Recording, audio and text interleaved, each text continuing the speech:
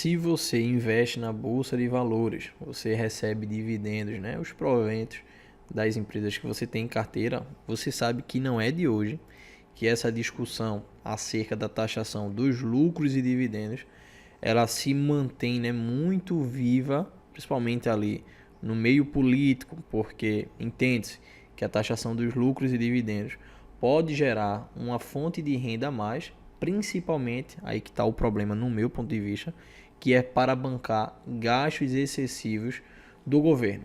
Inclusive até o governo anterior, que se dizia com um viés mais liberal, em algum momento lançou a proposta da taxação dos lucros e dividendos, mas ali estava claro que era para arcar, né, para bancar e até para tapar os gastos desnecessários, né, que vinha tendo, enchendo o Estado. Então recorreu-se a essa tentativa, né, mas na época foi bem taxada como uma tentativa errada.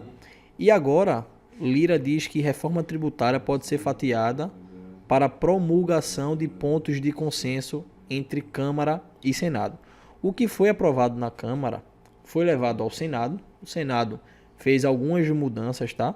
Mas a proposta de Lira é que o que o Senado manteve volte para a Câmara e inicie a votação para aprovar aquilo que o Congresso, né, a Câmara dos Deputados, já aprovou. E tudo aquilo que o Senado decidiu modificar, deixar para um segundo momento. Eu já falei isso também em um outro vídeo, que essa votação nesse segundo momento talvez seja a votação que o governo vai tentar incluir a taxação dos lucros e dividendos na jogada. O próprio presidente já falou isso, inclusive tem até uma matéria aqui do ano passado, ó, com Lula eleito, que esperar sobre a tributação dos dividendos. E ambos os candidatos, vale mencionar isso, ambos os candidatos na época, né, tanto Lula quanto Bolsonaro, ambos demonstraram contar com essa receita que seria oriunda dos lucros e dividendos, né, a partir da taxação dos lucros e dividendos, basicamente para arcar, né, para fazer frente aos gastos do governo. Eu vi algum estudo, alguma matéria, isso em 2015, se eu não estou enganado, que a taxação dos lucros e dividendos renderia ao governo cerca de 48 bilhões de reais. Eu não tenho esse dado agora para esse ano ou próximo ano, mas eu acredito que seria um valor bem alto. E é claro, né, o governo com certeza gostaria de contar com esse dinheiro para arcar com os seus gastos. E uma outra coisa que me pegou de surpresa é que eu não tinha realmente de cabeça assim a quantidade a respeito dos fundos que estavam isentos ou não, isso com relação aos proventos, né, que esses fundos distribuíam aos cotistas, mas dividendos de 127 FIIs podem ser tributados com PL das offshores aprovado na Câmara. Aqui tem uma lista imensa, mas o ponto em questão é o seguinte: antes, e os fundos que tinham a quantidade abaixo de 50 cotistas, esses eram taxados, tá, na distribuição, né, dos proventos. A proposta do governo era que elevasse esse número de 50 para 500, mas aí o Congresso definia um valor em até 100 cotistas. Isso é até digamos assim, um conhecimento, uma novidade que eu não sabia, mas a título de investimento, que a gente acaba fazendo mais na prática, são escolhendo fundos mais sólidos, né, fundos maiores, que no fim das contas a quantidade de cotistas é bem maior, tá? Isso não tem com o que a gente se preocupar, mas é uma forma mais que o governo está encontrando de captar recursos, né, de ganhar dinheiro, digamos assim, através dos impostos, né? E essa matéria aqui, ela é muito boa, porque, né, salvos da taxação de dividendos, FIIs podem se beneficiar em nova fase da reforma tributária. Entenda. Ó, fim da guerra fiscal deve reposicionar malha logística e beneficiar galpões localizados em grandes centros. Aqui eu quero fazer um contraponto com relação a essa matéria, tá? Também quero comentar um pouquinho sobre ela, mas trazer agora um outro ponto de vista. Porque o ponto de vista que está aqui em questão é o seguinte: com a unificação dos impostos, né, acabando o FINS e a CONFINS, você agora vai retirar aqueles impostos que tinha do Estado, o ICMS.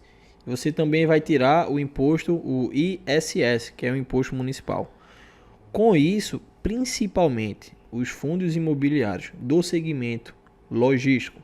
Mas aí, o que eu gosto de falar também é você incluir ações que, no fim das contas, ou lá na ponta, ou no meio, no início, também estão inseridas nesse meio logístico, principalmente as empresas, né? As empresas do varejo, atacado, inclusive até empresas do segmento de energia elétrica podem se beneficiar dessa unificação dos impostos. Em contrapartida, o que essa matéria aqui não leva em consideração é que toda essa reforma tributária pode, de certa forma, acabar impactando os dividendos desses FIIs, porque a matéria coloca aqui, ó, salvos da taxação de dividendos. Ok, até o momento, esses FIIs estão sendo salvos da taxação de dividendos, mas a gente ainda não sabe o que é que pode acontecer nesse segundo momento da reforma tributária,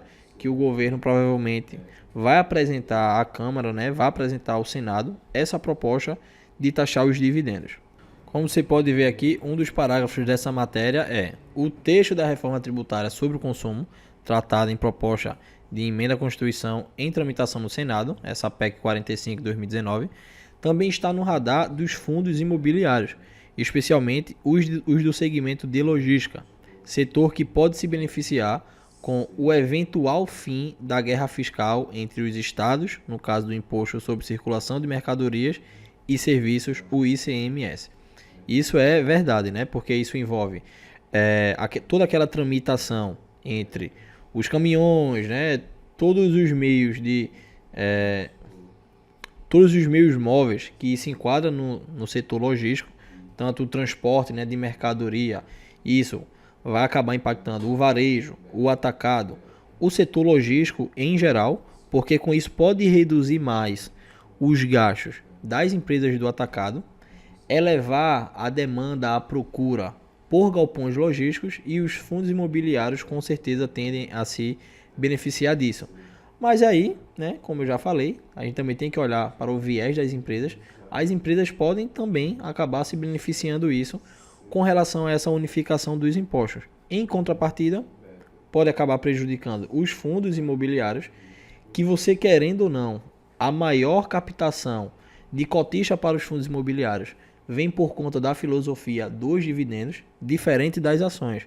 As ações você pode traçar um plano para ter uma renda passiva sim a partir dos dividendos, mas essa não é a única motivação e também não é a maior motivação de você se tornar um acionista de uma empresa.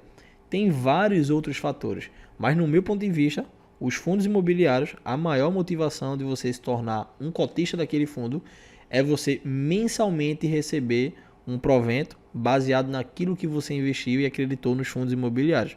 Então, com a taxação dos lucros e dividendos, caso ocorra, não vai adiantar muito o segmento logístico se beneficiar, porque os fundos imobiliários irão se prejudicar muito.